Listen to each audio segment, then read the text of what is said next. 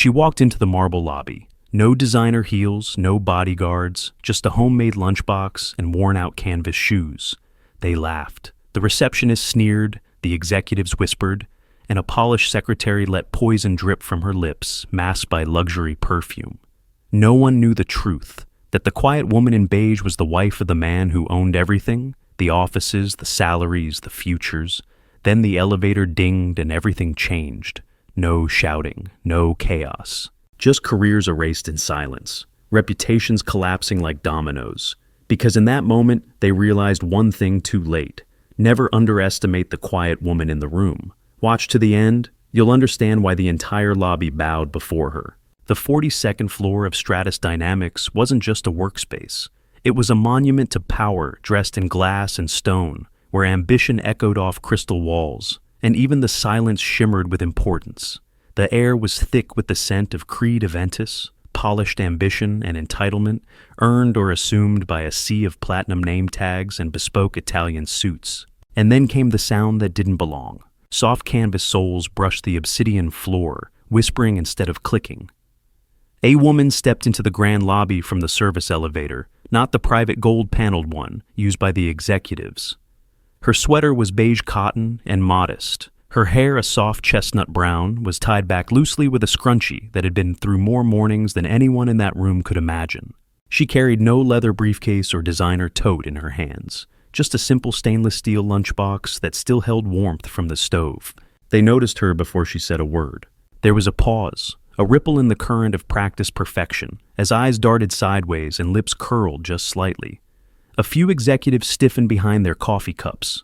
The receptionist looked up, scanned the floor, and gave a disapproving blink. Someone muttered, "Gotta be delivery, wrong floor."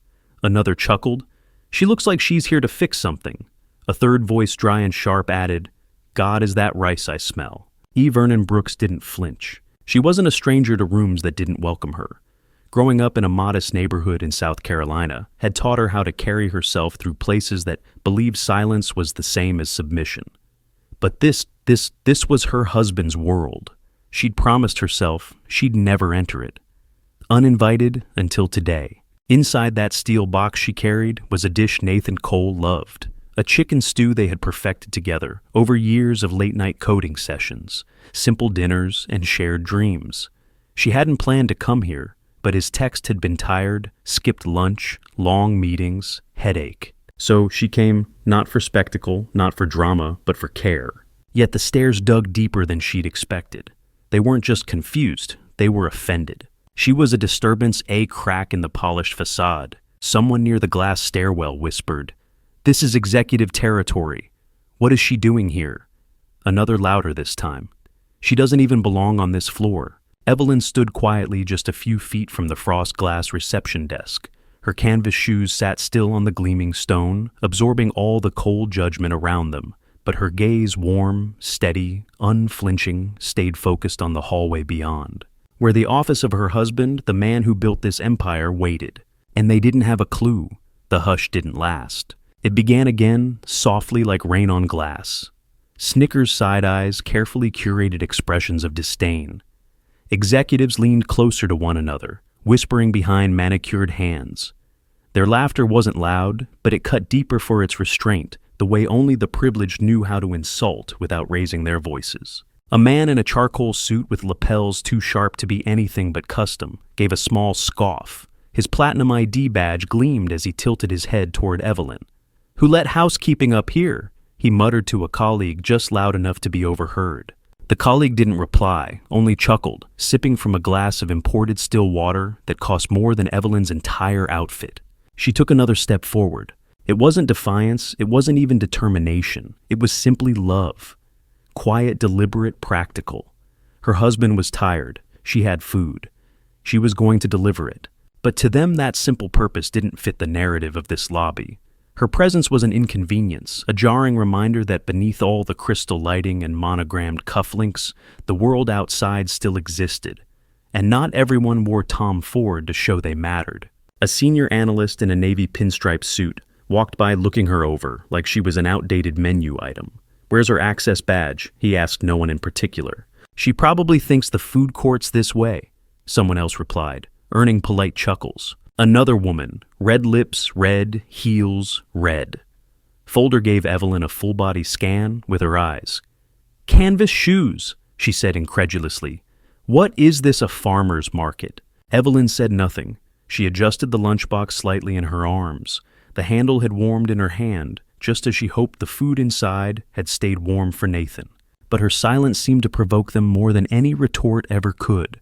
Their discomfort ballooned into disdain. A board member, his tie a perfect Windsor knot, leaned against the reception desk and said, "Back to the suburbs. Sweetheart, this isn't the place for thrift store charm." The receptionist smiled at the joke. So did the others. The laughter bounced off the walls, not loud, but cruel.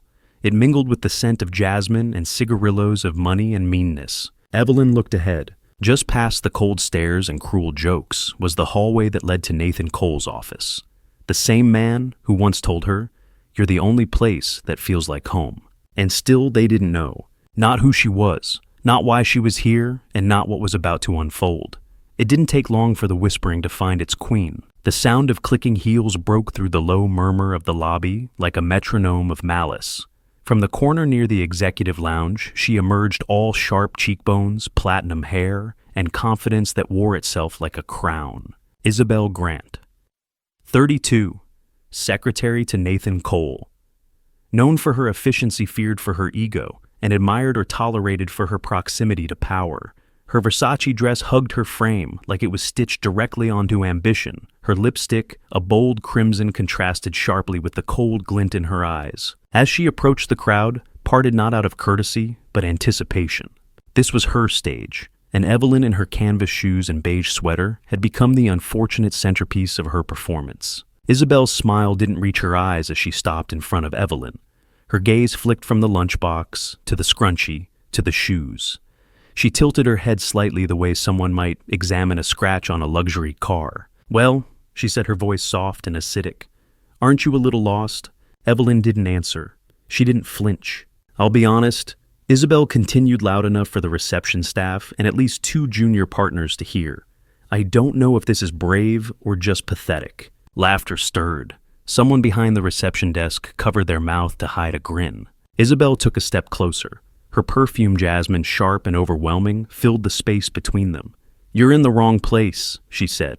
Voice now, razor sharp. "There's no husband desperate enough to marry someone like you." The words cut the air like a blade. The laughter this time was louder, emboldened. Executives turned from their tablets. Assistants looked up from their phones. It was no longer just mockery, it was performance, a collective spectacle. Evelyn held the lunchbox tighter. The scent of the stew rose faintly through the stainless steel. Her knuckles whitened around the handle. Her face, however, remained composed. She had heard worse in life. She had endured harder. But this wasn't about enduring anymore.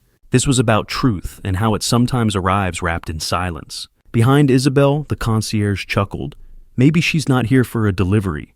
Maybe she's just hoping someone notices her. More laughter. More eyes. More poison disguised as banter. And yet Evelyn didn't step back. Her hazel eyes met Isabel's with calm intensity. No anger, no fear, only presence. The kind that would make the room remember her long after the mocking had died. The laughter was still lingering in the crystal air when a new figure emerged, tall, broad, uniformed. The kind of man who didn't speak often, but when he did, the rules followed. Leon Murray, head of security, 55. A career built on protocol and polished shoes, raised in Brooklyn, loyal to structure and proud of his clean record. He didn't smile much. He didn't need to.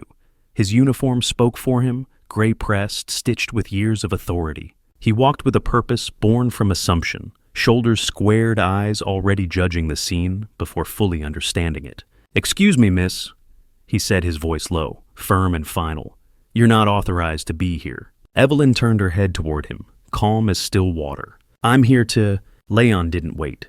He reached out not roughly, but with enough pressure to be undeniable. His hand wrapped around her arm with the practiced grip of someone who's removed dozens from high-security floors. His touch was routine, efficient, sanitized, of empathy.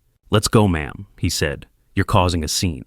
Behind him, the crowd stirred. Finally, someone whispered, she thought a homemade lunch would get her into Stratus. A woman near the glass wall chuckled. canvas shoes, and a lunchbox. She really tried it. Leon began to guide her toward the side corridor, the path to the service exit. His grip wasn't cruel, but it was unmistakably clear. You don't belong here. The receptionist didn't object, neither did the assistants. No one asked why. No one questioned who she was, because to them she had already been defined by her sweater, her shoes, her silence. A board member near the digital directory called out with a smirk, "Do you even know where the VIP elevator is?" He didn't wait for an answer. "Oh wait, of course you don't." Laughter erupted once more. Executives nudged each other. Phones buzzed in pockets, capturing a moment that to them was entertainment. A faceless woman being escorted out of the ivory tower she dared step into. "She doesn't even look like staff," one man muttered. "Did she walk in from the street? That rice smell is so strong.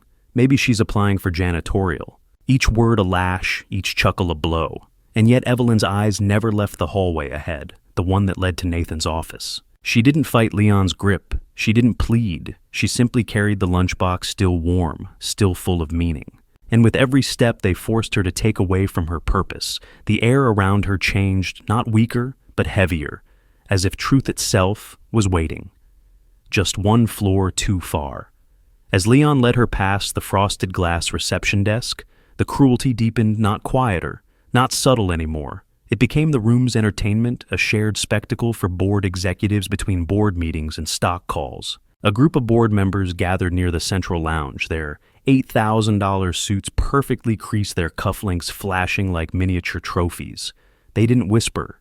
They didn't hide. "She's a blemish on Stratus's brand," one of them scoffed, flicking a gold Mont Blanc pen toward Evelyn's canvas shoes, like it was a weapon back to the suburbs. "Sweetheart, and maybe learn to iron." Another executive twirled a platinum credit card between his fingers and added, "That lunchbox looks like it came from a thrift store." The crowd laughed again, louder this time. No shame, no filter.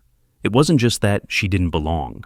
They were actively delighted by her discomfort, intoxicated by the permission they gave themselves to ridicule someone who couldn't or wouldn't fight back. A telecom tycoon near the wall leaned on a column and bellowed, "She's an insult to every deal signed here." Evelyn stood still now, though Leon still hovered beside her like a bouncer at the edge of a velvet rope. She didn't speak. She didn't look down. Her hazel eyes remained level, her spine impossibly straight for someone being dragged through a gauntlet of mockery. The ridicule grew uglier. A finance director in a 4,000 Tom Ford suit leaned against the desk, voice sharp and public. "She's a nobody. Probably snuck in to beg for a job." He gestured at her sweater.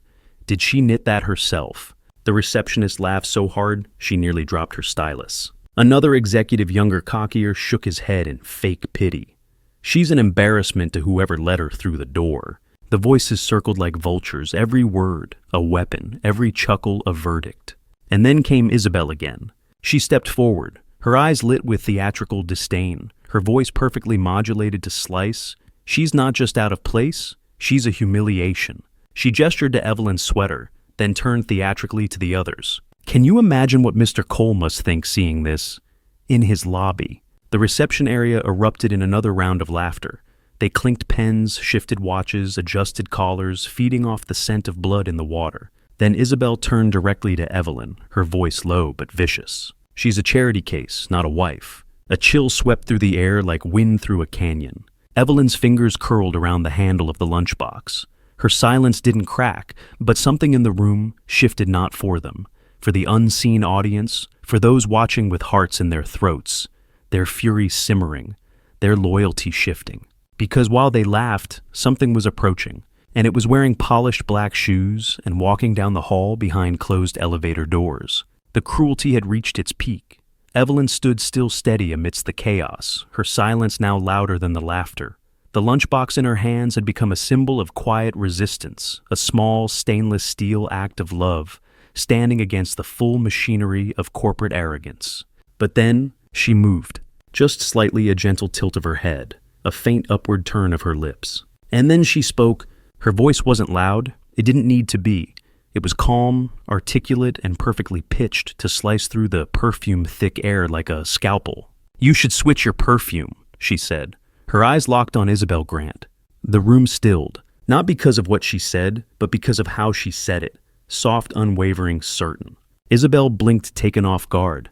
"Excuse me?" she snapped. Evelyn's hazel eyes didn't move. Her words came evenly like a diagnosis. "My husband is allergic to jasmine." A pause, a breath. And then, "But I guess you didn't know that.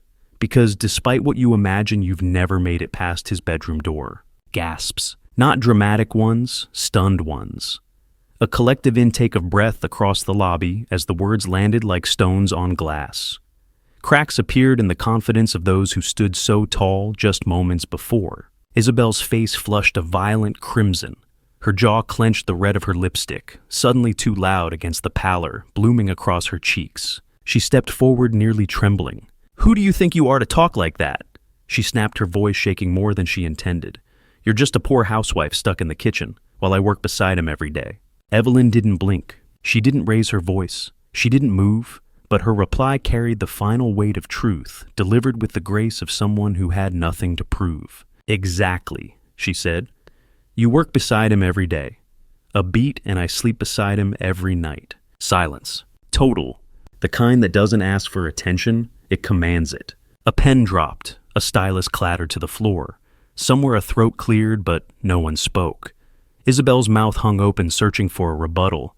There wasn't one. Near the desk, Leon Murray slowly let go of Evelyn's arm. His hand fell limp to his side. The shame of realization crept up his neck like rising heat. Receptionists looked down. Executives shifted uncomfortably in the $1,000 shoes. No one dared meet Evelyn's eyes now.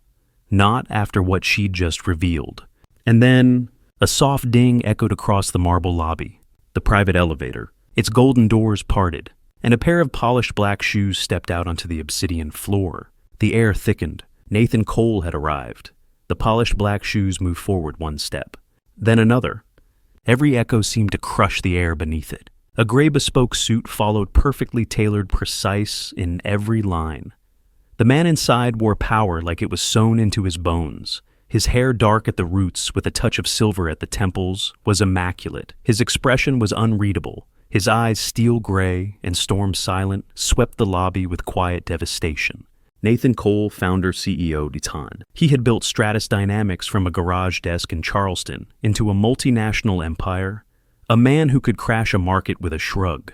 The kind of executive who signed billion-dollar mergers with 3 words, "I disagree." And now, here he was. Not in a boardroom, not in a press conference, but in the lobby. His lobby, walking toward his wife with the full weight of command in every step. He didn't speak at first. He didn't have to. The sea of executives parted like a tide drawn by a moon they suddenly remembered they orbited. When he reached Evelyn, he didn't ask questions. He didn't look confused. His expression didn't change.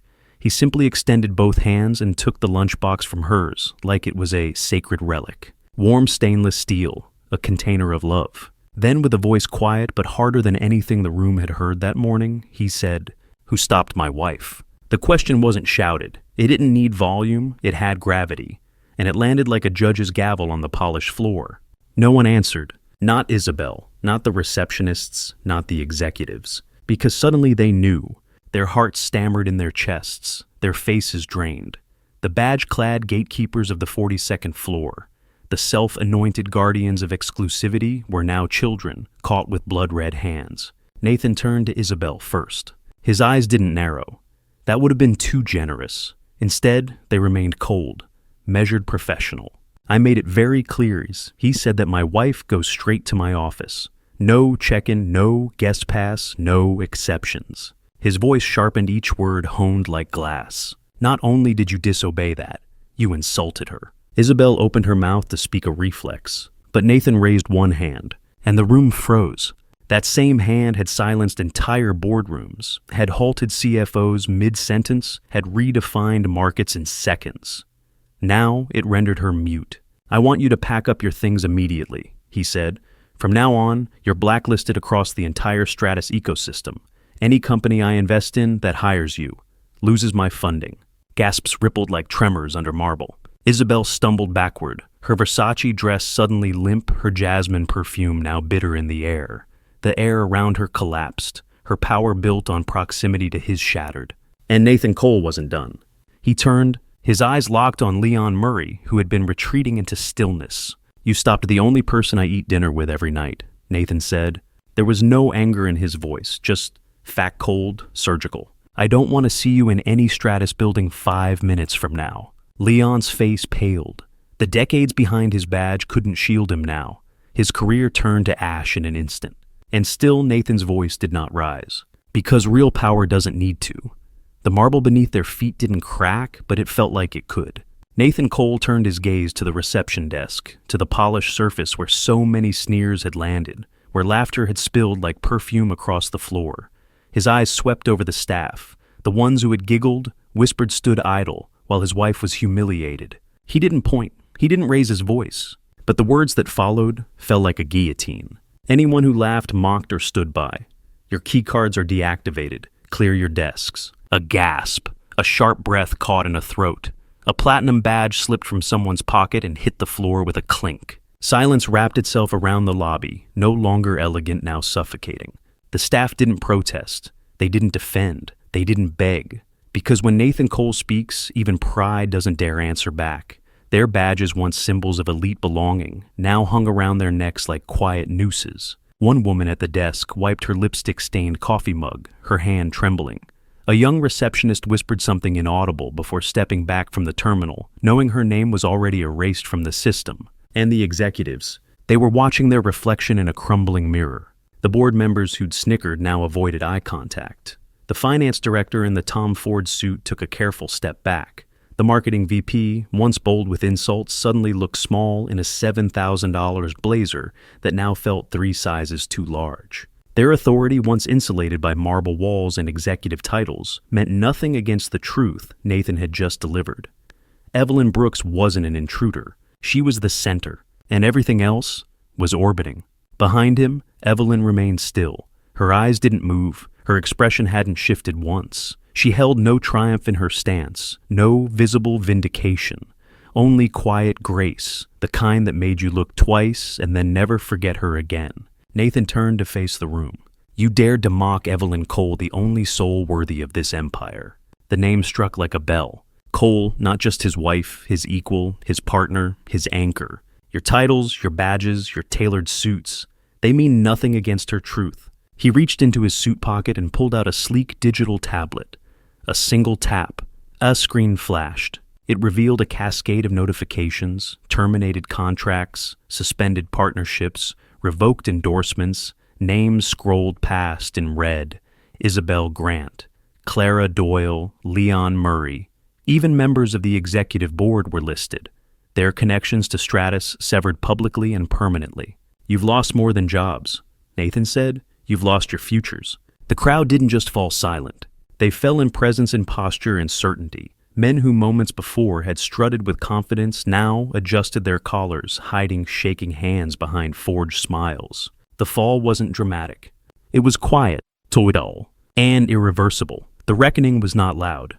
It was the kind that landed in files and emails marked terminated in silent badge scans that blinked red instead of green. It was the kind that didn't need yelling, only consequences. One by one, they began to fall. Isabel Grant was escorted out first, her Versace heels clicking against the marble like funeral bells for a career built on entitlement.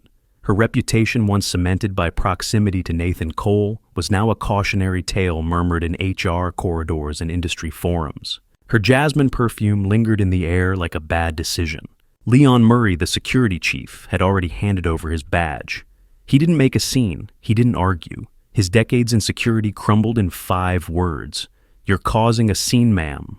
Wunderboyd, das Dixwint. Marina Doyle, the lead receptionist who smirked and approved the laughter, stood frozen as her login screen locked her out in real time. She grabbed her things in silence, the curated coffee mug, the designer pen's relics of a job she no longer had. The board members who had chuckled, the VPs who had sneered, they were summoned one after another to HR and legal. Their board seats revoked. Their upcoming deals had been canceled. No explanations needed. The Cole name carried the final word. The finance director, who questioned Evelyn's sweater. Gone. The marketing VP, who mocked her lunchbox. His assistant was seen clearing out his office within the hour. Their voices, once a chorus of arrogance, were now footnotes in internal memos marked finalized. And yet through it all, Evelyn stood untouched. Her canvas shoes, once mocked, now seemed like a crown of quiet rebellion. Her beige sweater, soft ordinary, became a symbol of restraint that outlasted all their fury. She didn't gloat, she didn't watch them leave, but they all looked at her as they went. And they bowed not with ceremony, not with grace, but with the slumped shoulders of people who had been humbled. Their bows were silent surrenders to the woman they had dismissed, not because she demanded it, but because dignity can't be argued with. The crystal chandeliers above didn't flicker, but the light had changed. Their Rolexes no longer gleamed with confidence. Their badges were useless now. Their polished shoes carried them out with none of the pride they had entered with. Evelyn stood beside Nathan. She didn't speak. She didn't need to. The room the Empire had shifted around her, and now it knew her name. The golden elevator doors slid open. Nathan reached down without a word, buttoned Evelyn's coat. With care, his hands steady, his expression softer than anyone in the lobby had ever seen. It wasn't a gesture of protection, it was reverence. A quiet moment between two people who didn't need to explain anything to anyone else. He leaned in and whispered so gently only she could hear. "I saw everything. You don't have to say a word." She didn't, because everything that needed saying had already happened, not through shouting or declarations, but through presence, through stillness, through grace. As the two stepped into the elevator, the sea of staff managers and executives lowered their eyes. The scorn that had once danced in the air had been swallowed whole by silence. Not one person dared meet Evelyn's gaze. Not one dared utter a word. The doors began to close, golden panels, reflecting the simplest truth of all. A man in a tailored luxury suit, and beside him, the woman in canvas shoes and a beige turtleneck. The woman he chose, the woman he protected, the woman he respected. And for the first time, the entire lobby of Stratus Dynamics, the throne room of tech empire arrogance, stood still for something that wasn't numbers or credentials or luxury. They stood still for love. No one knew Evelyn's past. Not the staff, not Isabel, not the executives. At 20, she had coded her first app while working as a barista. Her tips paid for night classes. At 23, she met Nathan at a tech conference, her modest table hidden between venture capital giants. But it wasn't the pitch deck that caught his eye. It was her. Her voice, her vision, her quiet, grounded strength in a room full of noise. Their wedding had no orchestra, no guest list of influencers, just a field of wildflowers in Charleston, a handwritten vow, and a future built on something no one in that lobby could ever manufacture. Isabel's jasmine perfume, the staff's polished badges, the executive's suits, none of it could match the warmth of the lunchbox Evelyn carried. And now, she stood as the only one still whole. A board member approached Nathan's deputy, voice low, hushed by regret. "Mrs. Cole, she's extraordinary." The man who had once smirked now spoke like a student before a teacher. Behind them, executives scattered their influence dust. Their aides scrambled to salvage fractured ties with the Cole name. Their empires trembled in Evelyn's shadow. And she stepped into the elevator. Her hazel eyes held a soft flame. Her husband's proud smile reflected in them, and the autumn light that flooded in from the windows felt different now. Not golden from wealth, golden from truth. The elevator doors closed with a hush, leaving behind the world's richest bowed, shamed, and suddenly silent, because now they knew what they hadn't understood before. She was humiliated right at her husband's workplace for carrying a homemade lunchbox, for wearing faded canvas shoes, for not matching the crystal interiors and designer perfumes. But when the truth rose like a tide, they couldn't stop it. They all learned one thing that day. The real queen doesn't need to shine, she just needs to walk in, and the room will kneel.